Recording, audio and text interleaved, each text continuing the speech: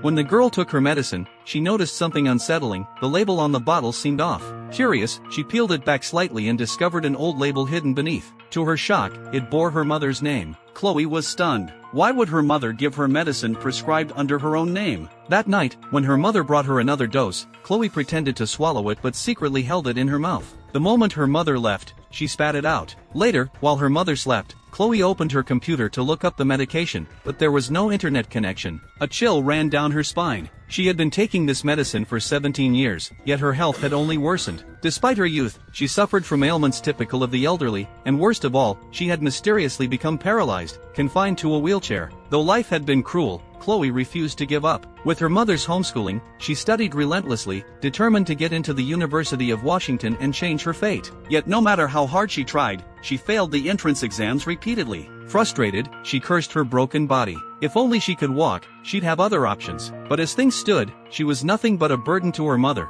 trapped at home every day. After discovering the suspicious label, Chloe noticed her mother had moved all her medication to a high shelf. Sensing her mother was hiding something, Chloe used a homemade grabber to snatch one of the bottles. She noted the drug's name and tried searching it on her mother's computer, but again, no internet. It made no sense, until she realized the router had been unplugged. Desperate, she waited until her mother was gardening, and secretly used the house's only phone to call a friend, asking them to research the medication. The findings sent a jolt through her. The official drug came in pills, but her mother had been giving her capsules. For 17 years, she'd been taking something entirely different.